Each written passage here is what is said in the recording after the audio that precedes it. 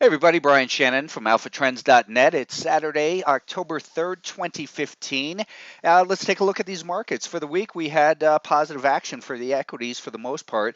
Financials, you can see we're down this week, as were was the Russell 2000 slightly.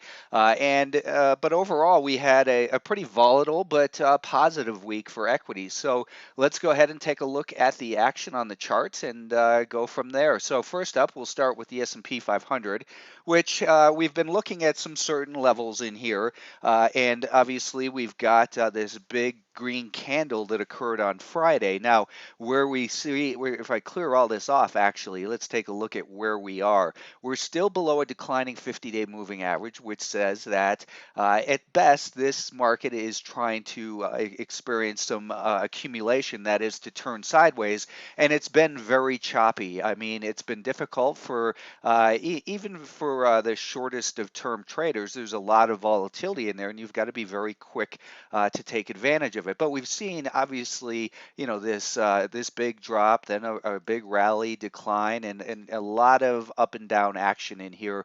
As this market right now for the S&P 500 year to date is down 5%, so it remains an environment where the sellers overall have the advantage year to date. And if we look at the weekly time frame, of course, we see here that we have a declining 10, 20, 30, 40 week moving average, and the market is below all of those, of course. And that tells us that at best the market is stabilizing, and worst case is that this is just a lot of volatility, which we tend to see in down markets. That is an environment where the sellers are in control, and we still have that environment, in my opinion, although there are some positives. So first up, on the daily time frame, I always say that you look at markets and you say if we're below a declining 50-day moving average, that you consider those rallies highly suspect and likely to fail. And you can see where we got up to on Friday was right up to this prior band of support. So if we take a look at the action on an intraday time frame, we're going to look at a 30-minute time frame. You can see on here, maybe I should have made that a different color, but this gray line is the volume weighted average price since the August 24th low. So that's obviously this level here. So the average price the S&P 500 is traded at is right here at about 194-ish. So that's a positive that we got back above that. What we had on Friday was we broke this downtrend line.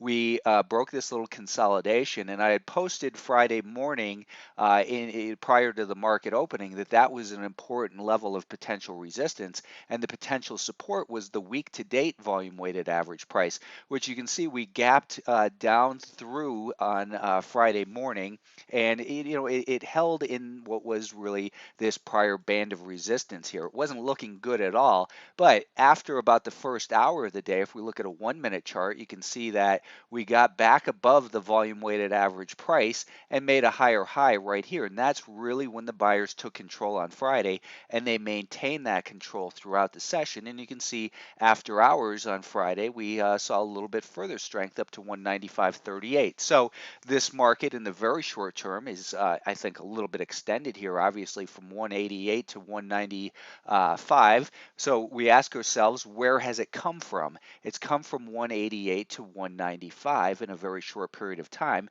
And then you ask yourself, where does it have the potential to go before it's likely to encounter a source of supply that might offer resistance? And that's this level right in here, this prior band of support in here, which then became resistance. We rallied all the way back up to that. So unfortunately for next week, it means it's not going to be easy first thing Monday morning unless you have longs that you're holding. Then, as far as a low risk purchase, this is not the place to do it. Instead, what we would want to see is that we would want to, let's back it up to the 30-minute time frame. Ideally, we could pull back even all the way down towards this level where we'd seen some resistance, 192.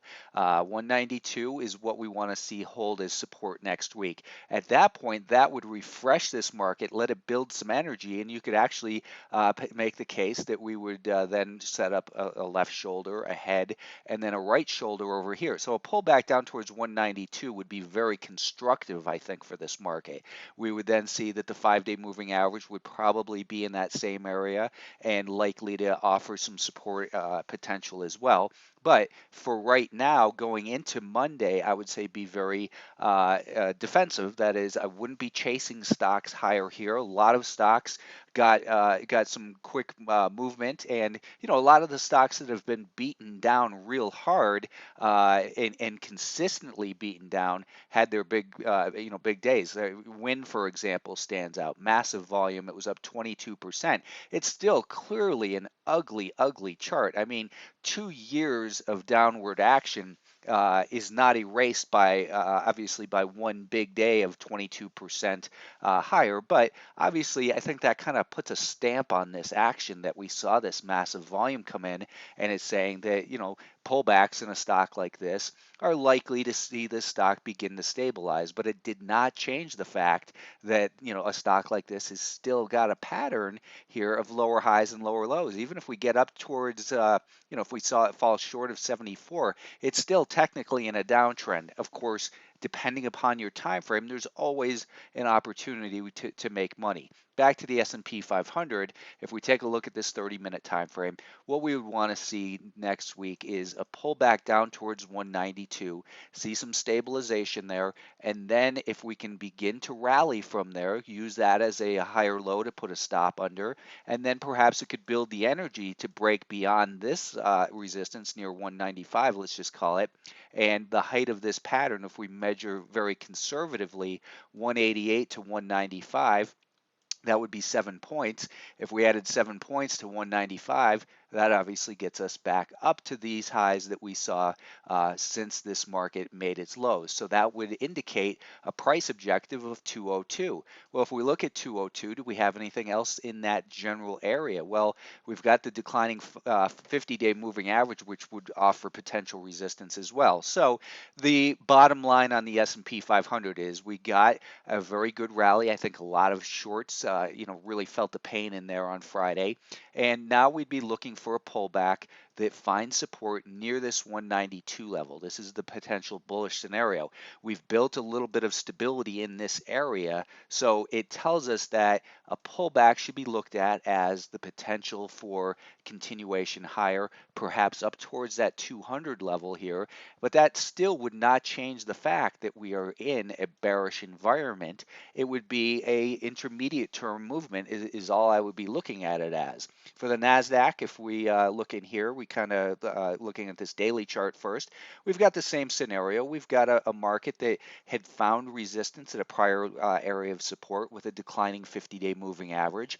And a lot of people get excited when a market gets above a 50-day moving average. As I say, it's the direction of the 50-day moving average that's more important than just piercing it. And we saw that obviously on the way up where, as the market broke below an advancing 50-day moving average, the shorts got squeezed in there, and now the longs are the ones who suffer.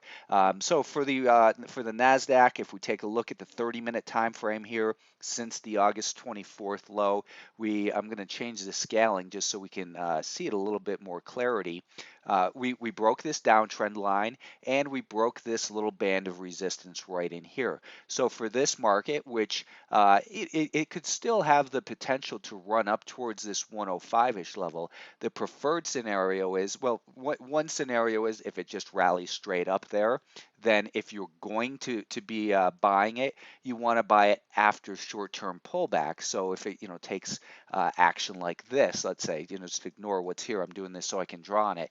But after these little short-term pullbacks, as it begins to rally once again, that's where you want to make your purchases with stops underneath these higher lows if you're a very short-term intraday trader.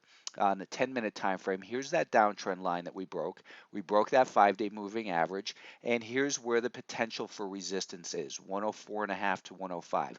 So if the market rallies up into that area, I would look for evidence that the sellers are gaining control and raise your stops on any longs you have. And then after a little bit of distribution up in here, we wouldn't want to short here just because there's potential resistance. But if it starts backing away from there, I think there's the opportunity to short it. For maybe a 2 to 3 day decline down towards the 102.5 to 103 level, and from there we would be looking at shoulder, head, shoulder here, and the height of this pattern will go very conservatively, and we're not going to use this as the low point. We'll just say 100 to 105. That would give us an upward objective of 110 if it did in fact do that. So there's a number of scenarios here. Nobody has a crystal ball, and I'm not trying to predict. I'm trying to anticipate what are the likely scenarios, and then can I, in that case, as the market develops, and this is what we talk about every day at Alpha Trends for subscribers, as it unfolds and develops, we want to look for the low risk, high probability entry points and then get those trades out of that. So we'll be watching these scenarios develop over the next week. And if these set up, then, obviously, if you're listening to this on YouTube, I'm only going to update it next Friday. So you're going to have to fill in the pieces in between, which is why I like to give these bigger picture type scenarios. The Russell 2000, as we noted, has been the weakest group. This is the only group that actually, large index that is, that came and undercut the August 24th low. Well, on Friday, it had a big day, and actually, when you look at these, it looks a lot more impressive than it really was because of the fact that we gapped lower. We were up 1.5% on Friday in the S&P 500 and the Russell. These are not big moves percentage wise. So, 1.48%, 1.49% in the Russell. But when you take a look at it from the perspective of where we opened, it's a much bigger rally, of course. And we had the same scenario that this market opened into this little band of support that was forming over the course of the week.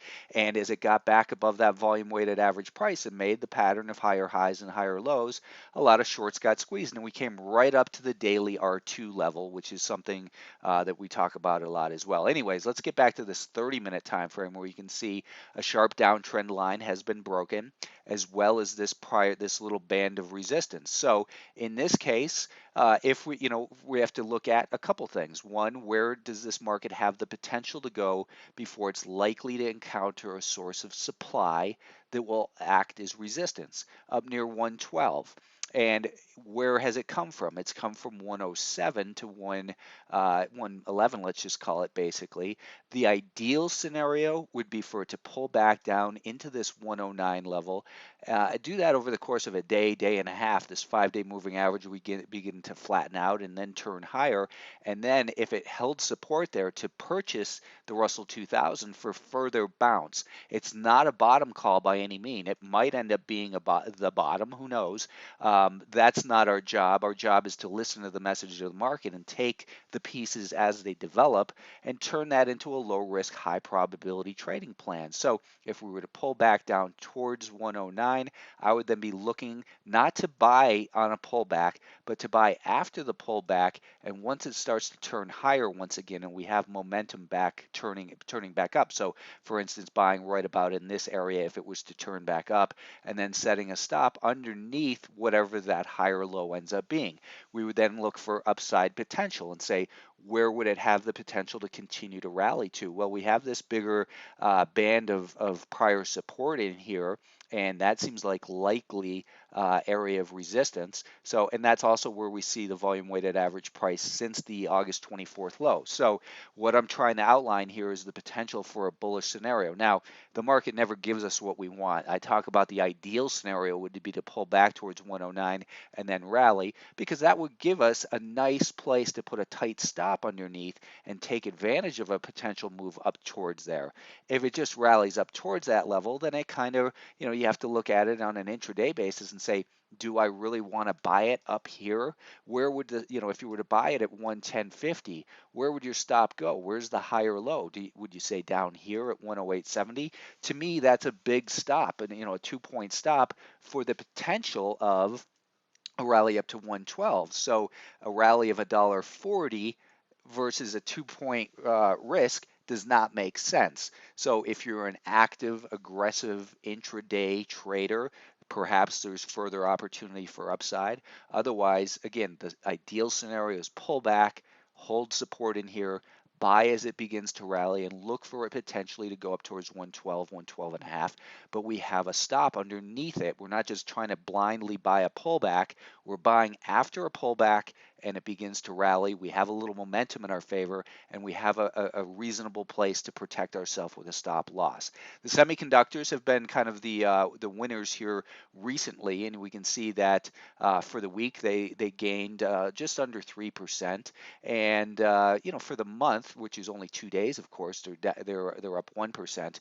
But anyways, they've been holding up on a relative strength basis a little bit better. And we've got a couple things going on here. Once again, we're testing the declining 50-day moving average, and I've pointed it out each time that we've been above that 50-day moving average, not to get excited because the 50-day moving average is declining, and we've seen the market fail. So we don't want to get excited here. We want to say, with these, the 10 and the 20-day moving averages crossing back and forth, and we're finding some support at 48. So 48 is clearly an important level. If we break down through 48, then there's bigger trouble for this group, and perhaps they test the lows. The potential bullish scenario is that we've broken a little bit of a band of resistance in here, and now a slight pullback, and it continues to rally. The semiconductors have been very volatile, and I've been advising people basically to stay away from them right now, as I don't see that there are low risk, higher probability trades set up in there. The biotechs have been the real volatile group, obviously.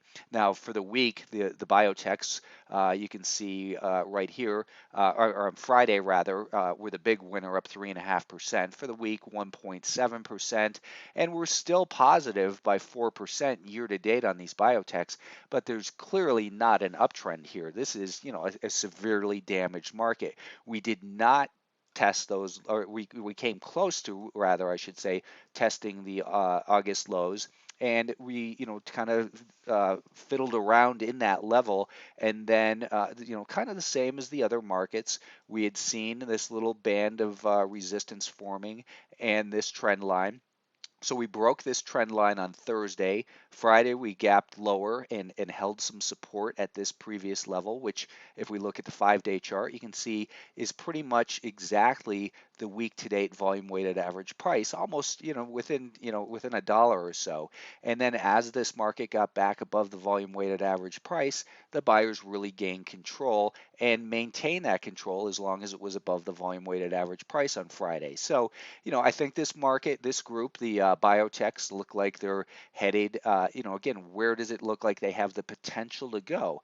Well, we've got this prior support that has the potential to become resistance, and I think that ties in nicely with this volume weighted average price since the event, since the August 24th low. So I think that this market has some upward momentum that could carry it up to the 321 to 324 area before resistance is potentially found. So if you're trading this as a bounce, just look at it as that, as a bounce scenario. Some of the strongest rallies occur in downtrends, and we can see that over and over again in any of these stocks which are in horrific declines, such as GoPro. We get these big rallies that then fail. A stock like this, maybe it's starting to show some stability and you get a bounce, but it's not going to turn this stock back around. You're not going to see new highs on this one for a long time.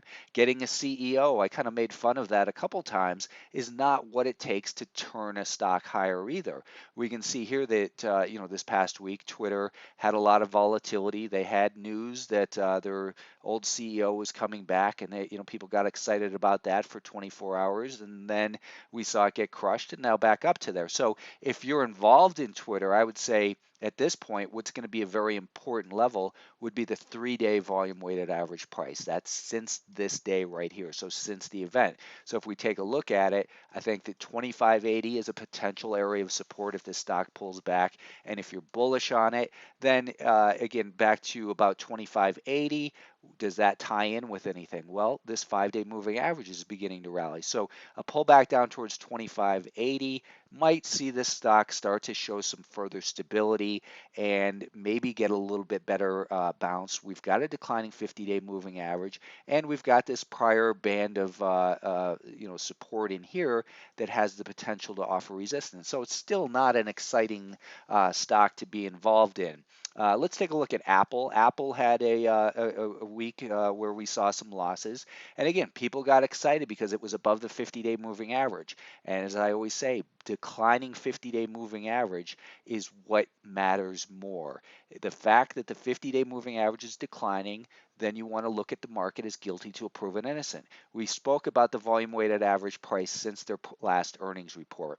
That's this level right here. And we've been battling that as resistance. We briefly got back above it, and that's when we crossed the 50-day moving average. So it wasn't reason to get excited on the long side. Instead, we saw that the market broke down through this little band of support at 112.5 to 113. Now this is the bigger potential level of resistance, 112.5 to 113. If the stock rallies up towards that level and fails, then I think we've got another bigger leg unfolding in Apple. The daily chart is still clearly in a downtrend. It's below the declining 10, 20, 50-day moving average. It's below the 100-day, the 150-day, and the 200-day moving average, saying that the sellers are in control. And as we pointed out last week, is it maybe similar to this type of move right here? That we saw in 2012 that led to continued downside. The fact is, until we see the longer term moving averages flatten out and begin to rally, we cannot trust it for anything more than trades. Looking at a 30-minute time frame and taking the volume weighted average price since the August 24th low, that's this gray line, you can see we rallied right up to it Friday. We've got a declining 5-day moving average. We've got this volume weighted average price. So since that event, the sellers still maintain the upper hand here. We did break a downtrend line, yes, but we've got a declining 5-day moving average. That tells us don't trust this for anything more than a day trade. And with this volume weighted average price in the 112.5 to 113 level just ahead, I don't think that Apple makes a good stock to own right now. Let's talk about oil for a moment too. Oil's just been since that steep decline that we saw over here, we then let me just pull this up a little bit so we can see the time on there. So you can see, so since September, end of August, we saw this sharp rally, and in this area here that I've got highlighted, what we're seeing really is a pattern that has lower highs, and we're finding a lot support in this 43.5 to 44 level. So right now, oil maintains, I think, a neutral look overall. If we take a look at this area that I have highlighted in yellow and take a look at it on a shorter term time frame, so each one of these candles now represents 2 hours worth of data, and this is going back obviously to early August, and this is the August 24th or 25th low in here, and oil obviously had the big rally, and it's been trading in this level where what we're seeing is we've got this band of support that comes down and gets tested and looks like it's going to break, and then we get this this big rally. So for instance on Friday, that saved it from another test of support that a lot of people are looking for it to break down, but we maintain neutral. We have lower highs, but we have this support level. So oil is going to just continue, I think, to bounce around in here. You might view it as constructive if it breaks if it breaks back above this band of resistance up here. And what we'll do is we will just take, we'll label that resistance as 47 to 47.5. I think if we can get back above there, and depending on how it gets there. So for instance, what we want to see is we'd like to see it rally up, pull back from that level, pull back from that level, and then rally higher from there. That way we would have a higher low to put our stop under. If it just rallies straight up through that level, where would you put your stop? So how does it get there is more important than just getting there for the purpose of protecting yourself with a stop in case, that is if you get long there, where would your stop go? Do you want to have your stop way down here? The bearish scenario is that it kind of comes down towards this level, dances on this support, and then if this support breaks in here, Well, if it was to break, let's say it was to break something like this, and then we would I can't draw on this thing very well, and then it rallies back up, finds resistance. Then I think you would see another leg lower. So again, sorry about the drawing there, but the fact is we're kind of neutral in oil is the way to look at that. Bonds are kind of interesting looking here in that we've got this downtrend line, and bonds are down. I mean, for the year we have a rising interest rate environment, a slow environment of rising interest rates. But as the buyers regain control, and now you see we have this higher low in here, and we have what's looking like a shoulder, a head, and a shoulder here with a descending neckline.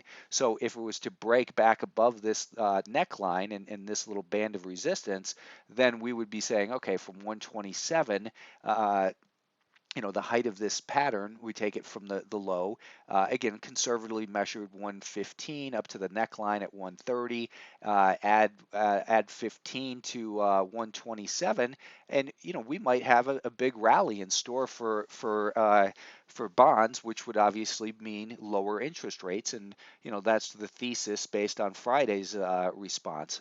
But again, it's not just about breaking this trend line, because we wouldn't want to see it just run up through that level, because it would be extended there. Instead, it would be more preferable to see a rally that would unfold something like this, where we rally up, pull back maybe into this 125 area, create a higher low, spend a couple days in there, and then to break it, and then we could reasonably put a stop underneath that higher low, wherever that higher low may occur.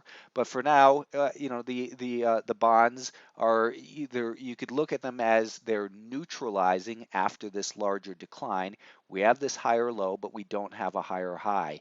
So all in all, these markets are going to remain volatile. It's a tricky environment, especially for an investor who's trying to maneuver in their 401k or whatever it may be. I teach a course at Alpha Trends. We're going to start one on Friday, and it's $397, 16 chapters. There are 9 hours of recorded instructions. There are 3 live webinars where you can have all your questions answered, and that's spread out over the next 3 weeks. That there's a webinar after the first 5 chapters to make sure that you understand that. Once the course is completed, you've got a couple quizzes to take, and then there is a free month of Alpha Trends Gold, which gives you access to daily analysis and individual stock trading ideas each and every day, as well as being able to participate in the chat room. So hope you enjoyed this and had a good week, and I'll talk to you next week. Thank you.